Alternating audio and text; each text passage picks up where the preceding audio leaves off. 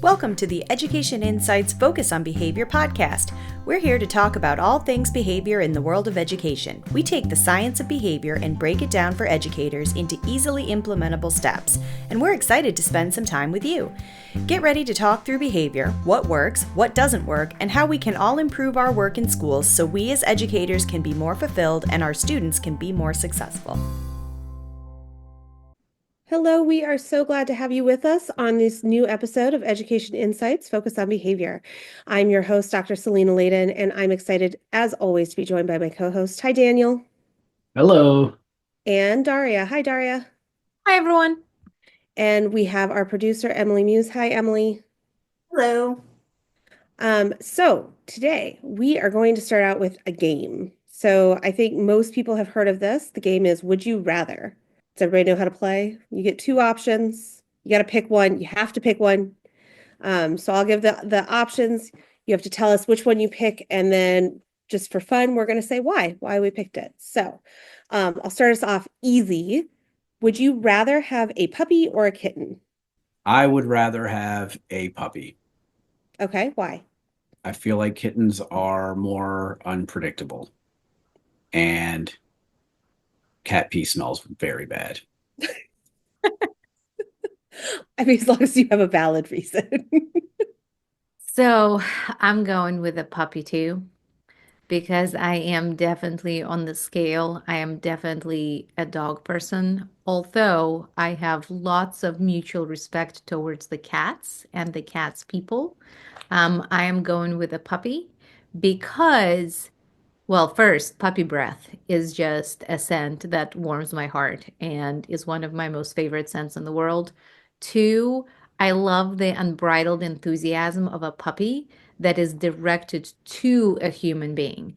And I feel like in my pet, I want a little bit of codependence on me, whereas I admire cats' independence and ability to do their own thing. In a pet, I would really like someone that greets me at the door with just, as I said, much unbridled enthusiasm. All right, Uh, Emily, you have to play on this one. Can I Oh, just make a comment about Daria's choice real quick? yeah. The fact that not about her choice, but her explanation. The fact that she had to like specifically say, I have the utmost respect or whatever for cats is exactly why, like the rationale of feeling the need to say that because cats can be vengeful. Cats can so that plays into my reason, right? Like she felt the need to like qualify her answer and make sure the cat people knew there was still respect for them so they don't come and like tear up her curtains or like do other cat things to her house. So that's Listen, part of my reason, part of my no, no, rationale. no, hold on. I'm just acknowledging that the three co-hosts happen to have dogs as pets. And so I am just trying to be really inclusive of families and people who make different choice. That's all. I have met several, not many, but several cats that were delightful beings and enriched my life. But for a permanent situationship, I would prefer a puppy. All right, Emily, you have to participate. I would take a kitten all the time, every day. I love their energy and their enthusiasm, and they grow up into cats, which I also prefer to dogs. And my cats greet me at the door every day. So I guess they know who likes them and who doesn't, and they're not afraid to act on that accordingly. I stand corrected, Emily. I stand corrected. So I will have to say I would go with puppy, definitely a dog person. Daniel wouldn't really come out and say it. I also have met lovely, wonderful cats in my life. And sometimes cats are jerks. They knock things down, they look at you and knock things down. Sometimes they just I really like that my dogs are like, I love you unconditionally. And even when life is not perfect, I just still love you. Like, I'm gonna share that I have a golden retriever as one of my dogs. She tucks me in at night. Like, I get in bed and she like pulls the covers up and tucks me in. I swear it's like very sweet. Cats, they can be nice, but like also not always. Pets will allow you the privilege of tucking them in. I think that's the difference, right? I think it's the difference of I love you versus you should love me, right? Like I think No, dogs are no. like, I love you, It's I not love you, I that love you. And it's cats are not like, even you you. should just love me. It's not even you should love me. It is you should be so lucky as to Yes. have the privilege of me allowing to be loved by you. All right. We are definitely dog bias on this podcast, but appreciate Emily's resident cat loving. So, all right, second one. Would you rather give up coffee or pizza? Clarifying question. Are we including decaf? Yes. I can't make it easier for you. I am really struggling with this. I can go first for this one. I would give up coffee. I didn't start drinking coffee actually until I was an adult. So I spent more of my life not drinking it than drinking it. So I think if I had to give it up, I think I could. I think But I'm I would also not give going. up pizza. I think I'm also going with coffee, even though it is something like it's a daily delight. Um, Pizza, there's so many variations, right? Like if you give up pizza, you're giving up a lot of things. You're giving up coffee, you get the little coffee drinks, the cold, the hot, the flavors, whatever. But with pizza, yeah, no, it really just hits the spot sometimes. And you could this is like where you have to be careful if there's like a genie granting you wishes about how you word things, because like would a flatbread count as a pizza? I would vote yes. Well, you know what I'm saying? So you're missing out on this whole array of delightful things. Bread cheese combinations. Yeah, like the yeah.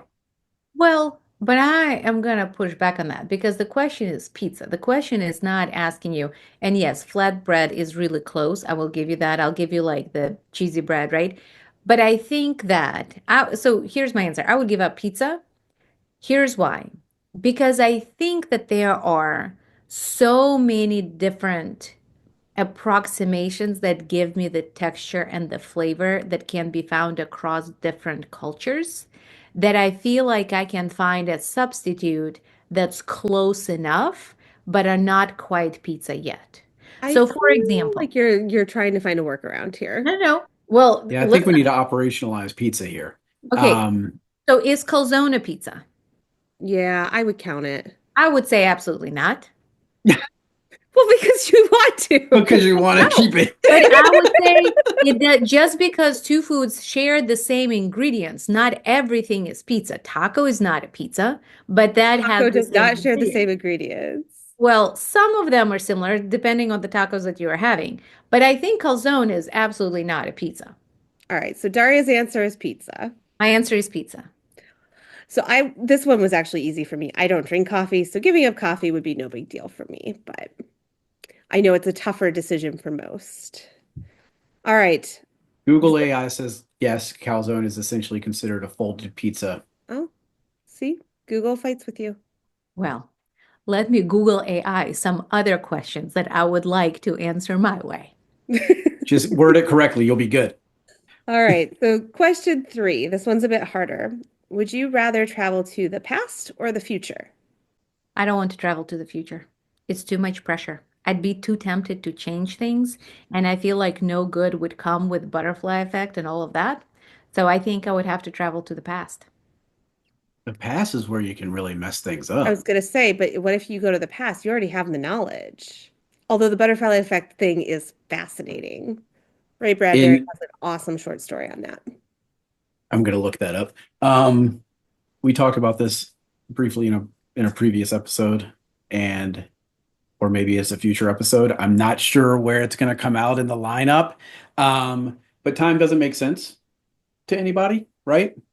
Time and plasma do not make sense, and so it's one of those questions that makes my brain hurt. And I feel like I would have to go to the past and try to intervene as little as possible with the environment that I'm in, while simultaneously investing in the right things, right? Or advising myself. I feel like a little Back to the Future storyline slipping in here with the That's the only almanac. time travel storyline that's worth thinking about. Um, Well, it's I'm the just only one kidding. that kind of makes sense It's too, the one that you can kind of get your head around. right? Like, I'm sure you've seen like the Marvel ones. My favorite when they do the time travel, they're like, just don't think about it. It doesn't make sense. Like, just don't think about it. Yeah, yeah. Or what's that one that they just put in IMAX with Matthew McConaughey? Mm, Inception? Inception's about the dreams. Interstellar is about the space. Interstellar. Yeah. Yeah, By the where way, like if you time don't travels understand faster black because of holes gravity. and time as relativity, great movie to explain that, by the way. Now, My head caveat, I'm still not a hurts. scientist, so maybe it's really not, but it helped me understand time dispersion a lot better. The past. I'm going with the past. All right. Because what if you got to the future and you weren't there? Well, if you go far enough in the Because, future, you're not going to be there. but then what if one of your, what if you learned in the future that your lineage did something terrible or, right? And then you have to come back to the now knowing that the future is terribly impacted by, right? Like not necessarily something you directly did, but something that you have no control over. It's terrifying.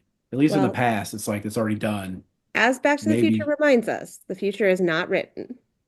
Wow, Daniel's eyes got huge on that one. I know that my you all brain, can't see I him, know but my his brain brain is. is really thinking. I'm We glad can I tell. don't really have to commit to this because All right, Emily's turn. I would go to the future. The past is full of struggles and diseases and issues. And, we live in the present in a culmination of all the things we've been and done and learned. And I'm interested to see how that compares to what might come later. So I'm with Emily. I think I would go to the future. I've already experienced the past, and my past has made me who I am. So I don't really want to change that because I don't, I think you need to have those experiences to become who you are. Um, True, just curiosity of where humankind is going, I think would be interesting. Maybe you don't come what back, and then what you. happens when the future then becomes your past? Like, but you're still living. See, All right, because let's go to the next question. I'll make it an easier one because Daniel's struggling with this. I can see it. Okay.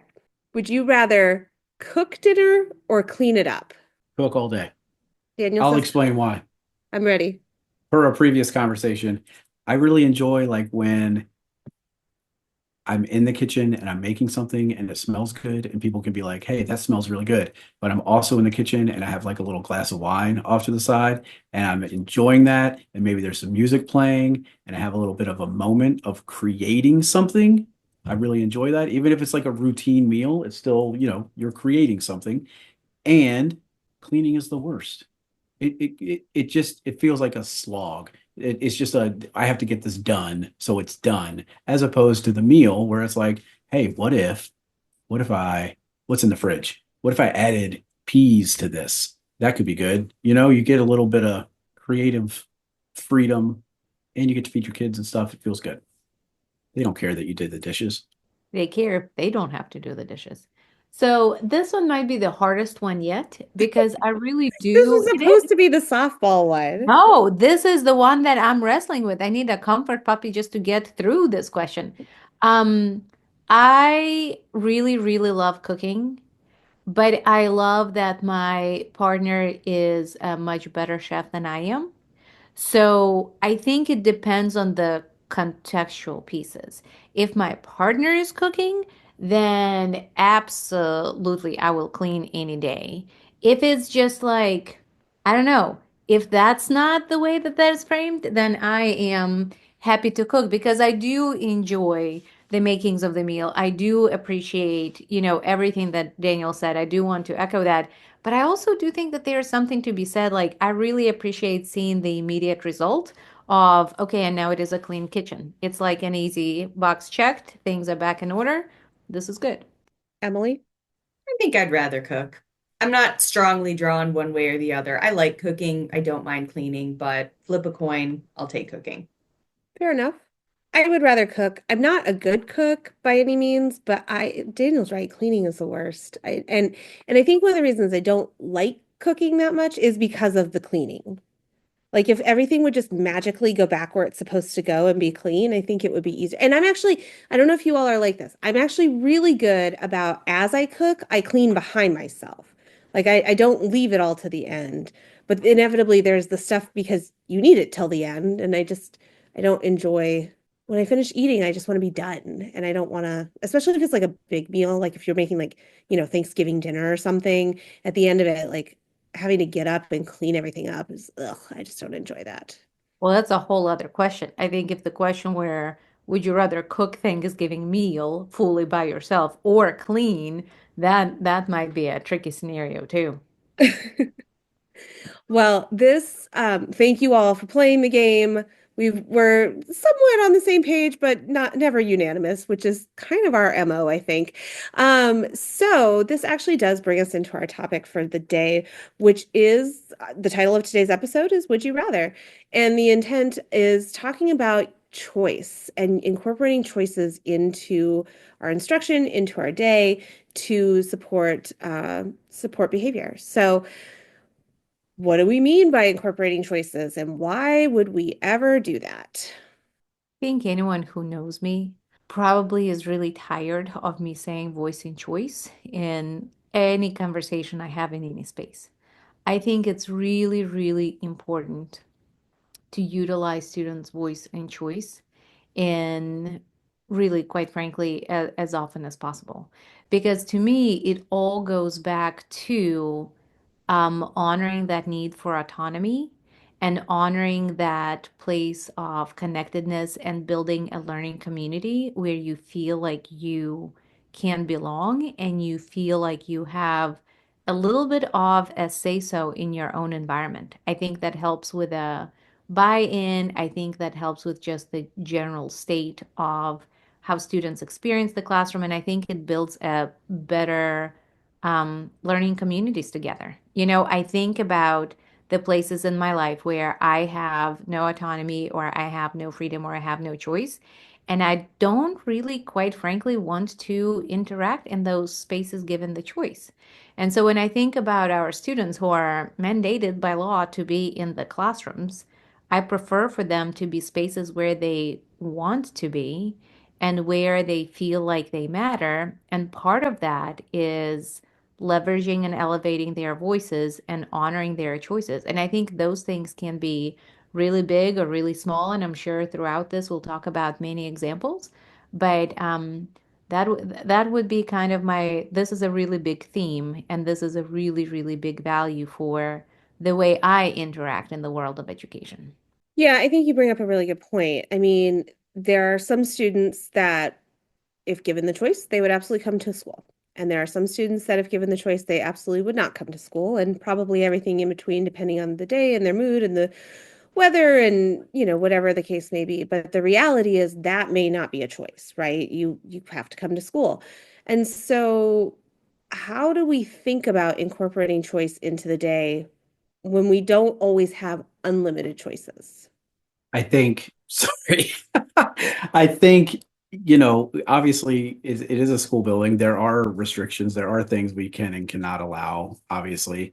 But, asking your kids like what it is they would like to do, right? And to get, Daria mentioned it, being part of that community is that opportunity to voice your preferences, voice your interest, voice things that are difficult for you, and be in a place where people actually respond to that and adapt or change their behavior to support you, right? Like you're saying it, and that has meaning on how we do class or how I work with you or how I talk to you or how I communicate. And so it really is thinking about kind of that broader idea of what the expectations are of the class, right? And really thinking around, are we meeting the expectations? Are we functioning towards the goals that we have as a classroom, right? Which is the teacher saying or the school district saying, these are the things that need to happen in the classroom. These are our goals. Now, how we get there can be a team effort of figuring out what a little bit, right? What does our day look like? And offering some and being able to say that this is a non-negotiable. We have to do this many minutes of English every day, right? Now, what that looks like, we can navigate, negotiate, think about what's going to work for everybody and what our expectations are during that time. But I think more information is good, especially when we're trying to think about classroom management and kind of those expectations, the things we're going to reinforce when they're happening in the classroom. And giving students the opportunity to say, well, this is how I think we should communicate with each other. Or if there is a conflict, offering those opportunities to have the discussion and think about any number of things, really. I do think that in a way there really are unlimited choices in the classroom, thinking about all the decisions we make throughout the day.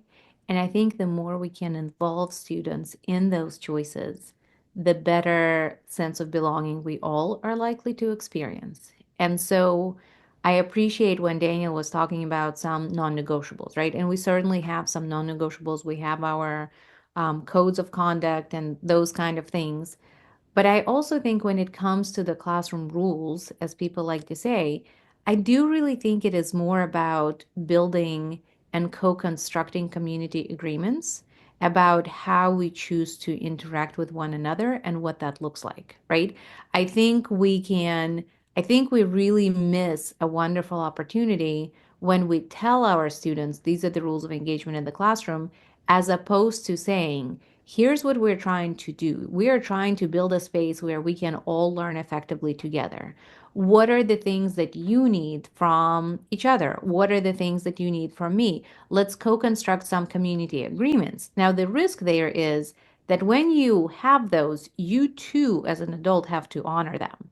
And so when you step out, it falls on you to say, oops, my bad, friends. This is, I too, took a misstep, and I also need to be held accountable for violating our community agreements. Because if we are really going to honor that as a this is a choice that we all are making, that translates into anybody who is in that class.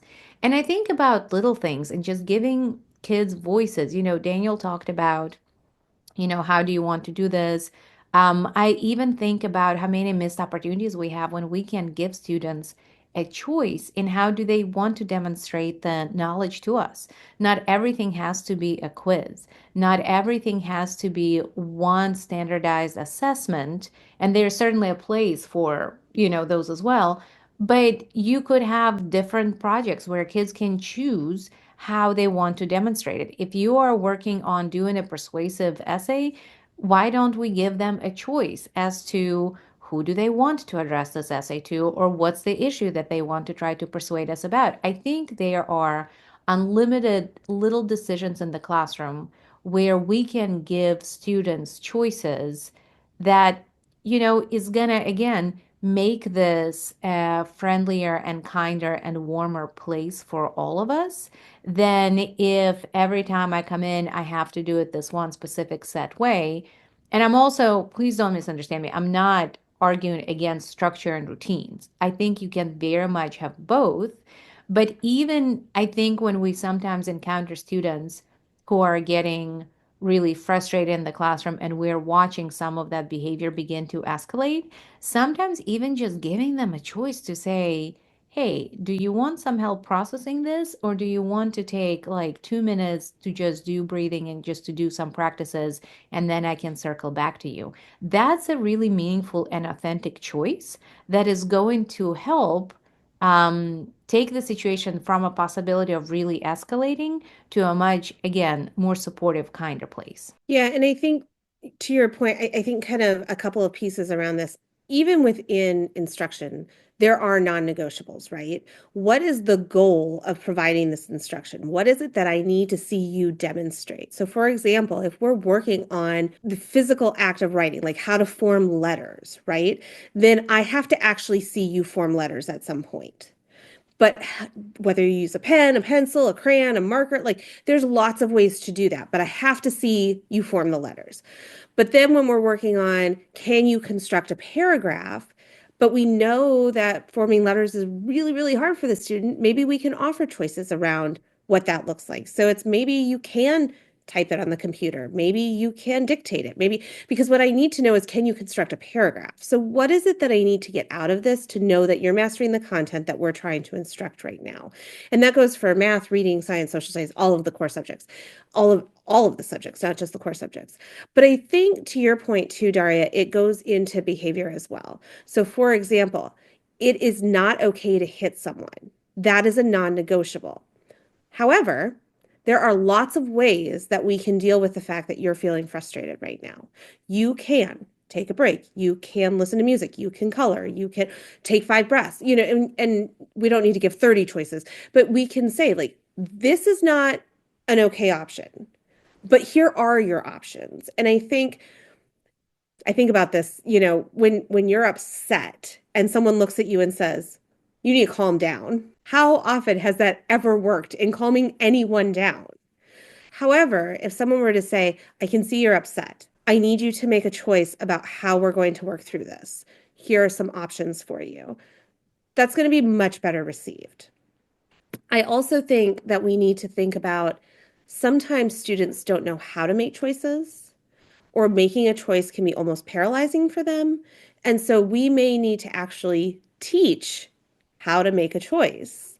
And we need to do that at a time when we're not engaged in interfering behaviors, or we're not really upset or frustrated or those kinds of things. So that when we end up in those situations, we already have the skill of making a choice. That's not the learning piece that needs to happen.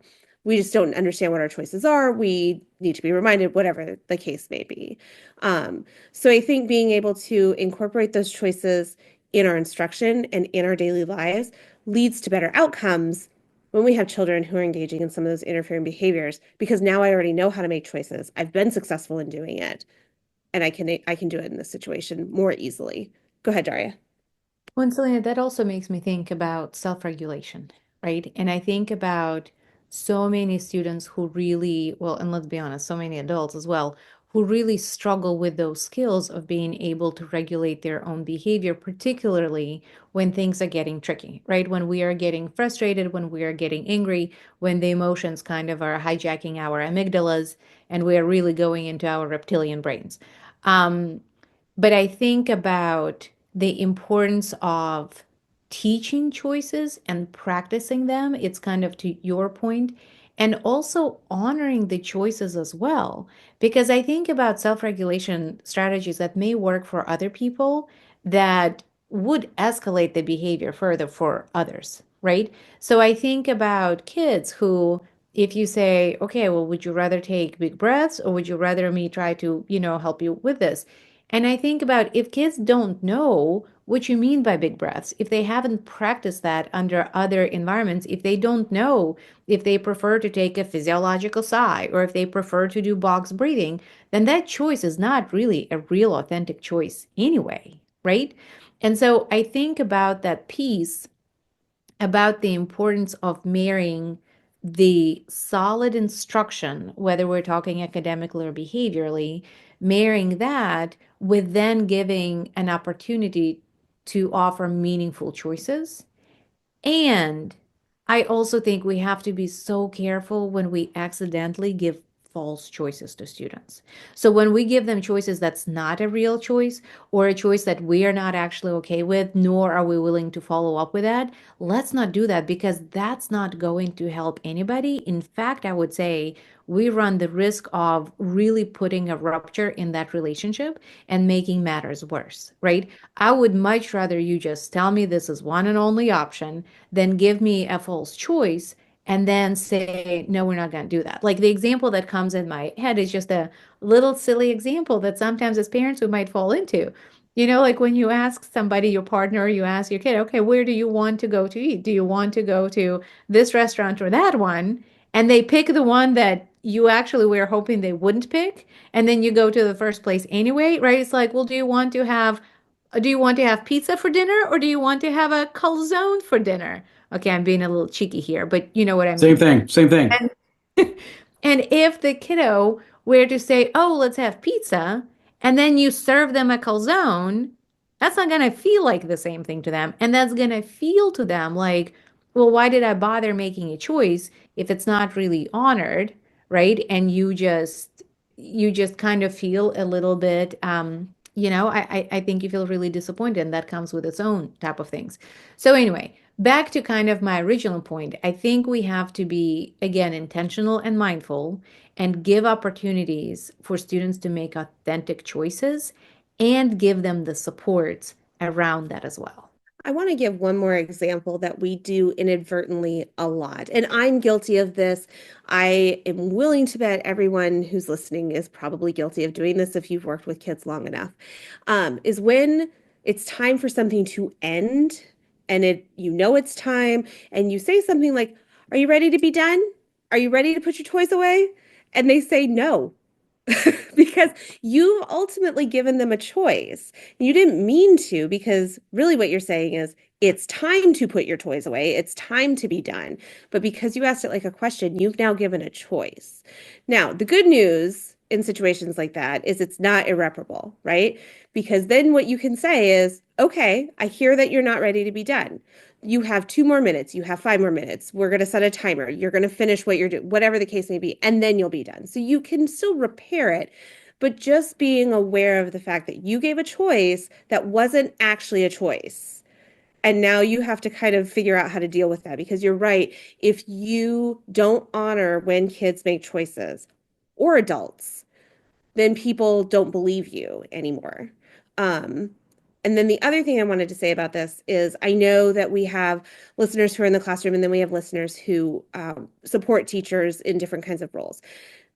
This choice making piece is not just important for kids, it's important for adults too. And in fact, I would say it's critically important for adult learners that they have choices.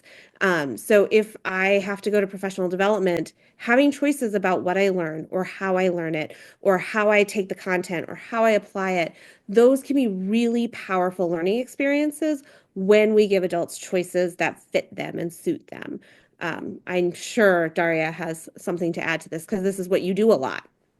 Well, it's true. And, I get accused of being an extrovert all the time.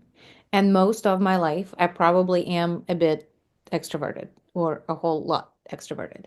But I try to think, and I really appreciate my colleagues who remind me of this, that sometimes what sounds like fun and games and a wonderful, like, opening activity may make other people actually anxious and nervous, which would be the direct opposite outcome that I'm trying to create, right? And so it's really important for me to think about and embed those kind of pieces and those kind of choices, because we do have a tendency to um, I suppose to plan and design instruction around our comfort area and around what we like and what we feel we are successful at.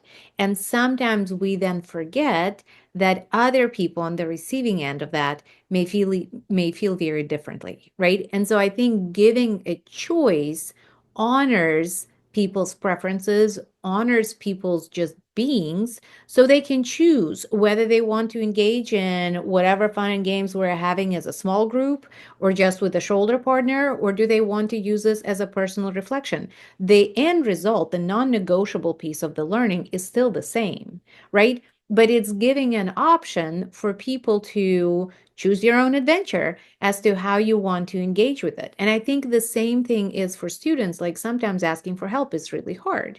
And sometimes you don't want a teacher standing over you, even if you have a great relationship with a teacher, but talking to a peer might be better. Or if the practice of cold calling on students in the classroom, when you just ask somebody an answer and they don't know, right? And you can tell that this is about to be a really uncomfortable and anxious situation for them, it's always nice to say, hey, do you want to pick somebody else to answer that? Or would you like to phone a friend? Right? You can just think about and be mindful about the choices that you want to set up. The learning will still happen. You will still get the answer, but you can kind of give a little bit more grace, or say, do you want to phone a friend? Do you want to get a hint? Just to give some of those outs, for people to be able to focus on the learning as opposed to kind of get stuck in the environment not meeting their needs. I think I think there were a couple of things that came up, and one of those is, there are those infinite opportunities for choice, and I think there's this balance too when we think about individual kids' choices and the things that work for them, that are successful for them, and sort of the class as a whole. And so making sure that when choices are available, they're structured in a way that doesn't prevent other students, right? We might have a student that's a high priority. We're really trying to help support through any number of things, but really being able to consider and structure those opportunities, those items, those events, those whatever, um, those choices, in a way that does not impact others, right? So you see that sometimes in a classroom where anyway, the other piece of that, I think two more things. One, Daria, you were talking about some of those strategies. You can't make a choice on something you don't know, right? And so I think this comes up in a lot of instances. One, when we're trying to identify reinforcers for kids. Hey, do you want to go do this? Well, what even is that? How am I supposed to make that choice when I don't know what this reinforcer is? And so I think making sure that there's an effort to expose kids, especially when they're young, to just all the things that are available, not necessarily structured, but like here's what playing the drums is. Here's what jumping on a trampoline feels like. Like all these things that kids may not come to school having. And then what is the vast array of things that are available in the classroom in the school that kids can access so that they're making informed choices and maybe discovering some things that could serve as reinforcers or serve as tools for them to use to self-manage or whatever else. Um, and I think this also comes in when we start thinking about kids who are leaving high school, right? Who are thinking about college, who are thinking about um, post-secondary work or education or independent living. Again, not knowing like what are these jobs, right? And specifically to kids with disabilities who are working under transition plans and really thinking through, well, he says he wants to, what? Are we offering the opportunity to explore so that that choice becomes more authentic or informed as they get older, right? So what are the components of that job? What do we know about that job and what can we expose them to so that they can make better, more informed choices as we move forward. So that's all. Yeah, Daniel, it makes me think about yes to everything you just said. Yes to exposing kids and making sure that they know the choices and they get to explore things. And I think even about some of our settings that operate in the world, first this, then this, right? And the first this might be really hard to do. And we might be asking to get a lot of effort and cognitive work from a student when then this should be something that they truly love and are excited about to get that motivation going so that the first then is kind of worth the then, right? Or I think about like, what am I working for? Well, when I get to select what I'm working for, I am much more likely to be really motivated if that is what I'm working for is something that is meaningful to me specifically. I remember during one of our episodes, we talked about the interesting reinforcers that work for other people, right? I think that's precisely how that fits in. You don't have to work for the same thing. Kind of go into our earlier conversation. If Emily had to work for puppy breath, she probably would do zero work. She's shaking her head no, right? But for me, I mean, y'all, few things I would not do for, a chance to play with a puppy. And so I think there is that part of making sure that the choices help us know what is truly meaningful to our students and then be able to support their motivation through the use of that. And I think on the other side, I think so often how many things our kids may have to sacrifice when they walk through the doors of the school. And how many of our students don't feel like school is really truly interested in their whole selves and in their authentic selves, right? And I think about that when we give students choices to be able to share some of the aspects of their lives that maybe they wouldn't otherwise, how much more of a meaningful and engaging place, and a place where they feel like they actually matter and people care, it really is. I think about a really simple practice, like many people in the classroom have music playing during the bell ringer, or during the kind of early reflection on, or just kind of as you come in, as you get settled in, you have an opportunity to, listen to some music. And I remember at the very beginning of my teaching career, starting with classical music in the background, because there's research playing classical music in the classroom, all those things. And so I thought I was being the best teacher ever. Well, and yes, there's something to be said about, exposing kids to different music that they don't listen to. But then I very quickly learned that my kids really hated that, because they thought that music was really boring and it did absolutely nothing for them other than be a little bit of a punisher to entering the classroom. And so when I kind of told myself, self, this may not be best practice. What you think you're doing and what you're actually doing may not be matching up here. And when we agreed as the classroom that students were able to put in their choice of songs as long as they were within the parameters of being school appropriate, right? Then we were able to start utilizing a playlist that kind of spoke to everybody's different interest. And it was then okay when you had a classical piece because it was something that Miss Lorio selected, but it might have been followed by something very different, because that was a choice that somebody else made. And so I think it's little things and big things. But when we think about what we are asking of our students and how much of our time we are actually asking them to spend with us in our school settings, I think the more we can give them an opportunity to exercise meaningful, authentic choice that lets them feel like their whole selves belong, the more likely they are to have that motivation to try to work harder and to hang with us and still do hard things when we're asking them to do that. I think we've talked about the importance of relationships before, and I think giving that choice really plays into that as well. Yeah, and I think the other piece that comes around is when there are then those non-negotiable things, like I don't have a choice either, so we have to do this. It's a lot easier for people to accept that because they know that they've had choices in other places. They know it's not just, oh, this is, Selena again saying how it's going to be. No, there's either a really good reason that she's saying this because she doesn't usually do this, or she's being told she has to do this. And so there's not a choice to be had in general. And I think we all accept that even in our own work situations, right? There's things that we get told that we do have choice around how we do it. But then there's also things that we get told that we may not have choices around, and we have to follow those. And it's easier to accept those when we know that we have a lot of other choices available to us.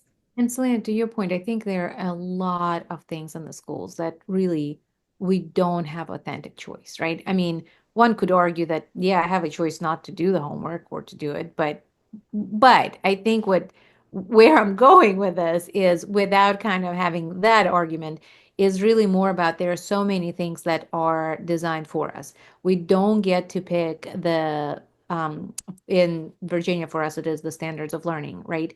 But we don't get to pick the standards that we have. We don't always get to pick certain aspects of the curriculum. We don't get to pick some things on pacing guides. Like there are lots of different things that we don't have a choice as far as educators, and students don't have a choice. That it is becomes even more vital then to work in that opportunity to exercise and honor those choices whenever we can. So I think this is kind of wrapping up our conversation. Daniel made a really important point that is going to take us into the last part of what we were talking about. And that is that when we don't teach kids how to make choices when they're younger, they don't have great choice making skills when they get older. And as anyone who's an adult knows, our days are filled with choices. And so it's really important to have those skills. Which brings us to our unpaid advertisement for the day.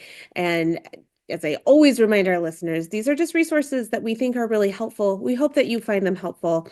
we get nothing from sharing these other than, like I said, just hoping that we're sharing helpful things that will be useful to you. And so that actually brings me to, I think Daria is sharing our resource today. Yeah, I got one, and it's one of my favorite ones. It is a free resource. It comes again from Virginia Department of Education, but anyone can access it.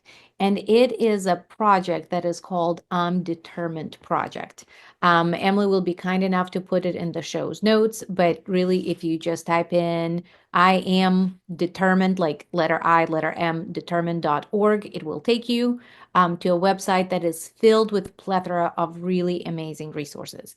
And so I'm Determined Project is really designed to be a place where you have lots of resources to help students practice their skills associated with self-determination, right?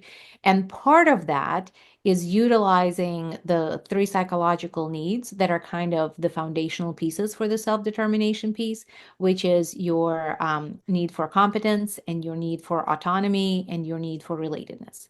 And so they have lots of different tools where lots of choice is embedded in that. And by using those tools, you're really hopefully are able to help students build those skills and learn how to advocate for themselves and even get to know themselves a little bit better too. So there are things where you have like a one pager where a student gets to share and choose what they want to disclose about what their strengths are, what are their areas that they might need support with, or there may be resources like the Good Day Plan where students has a lot of choice to fill it out to say, this is what a good day looks like for me. This is whether it's happening now or not. These are the people that can help me. And so those tools are really intended to be as a starting point to then hold this conversation and think about how to embed choices and to support that particular students throughout their school day, their school week, and their school year. So I would highly recommend for anybody to check out the I'm Determined project with all the free tools that come attached to that, because I think it's a great thing to do for our students. And they both work really well for our students who have neurodiversity and then students who do not. Yeah, and I set it up as a tool as students are getting older to when they're leaving us, but they have preschool resources. It follows the entire age gamut. So definitely check that out. All right. Well, with that, thank you to everyone for joining me today. Daniel, Thanks for having me. Daria, Bye, everyone. and to our listeners, thank you again, as always, for joining us. We hope that this was helpful, and we look forward to seeing you next time. Thanks for listening to Education Insights Focus on Behavior. We hope you enjoyed the conversation, and don't forget to subscribe so you never miss an episode. You can join the conversation by emailing us at cbis@odu.edu, visiting www.cbisva.org, or following us on Facebook, Instagram, X, or Blue Sky at CBISVA. Special thanks to the Virginia Department of Education for their support of this project.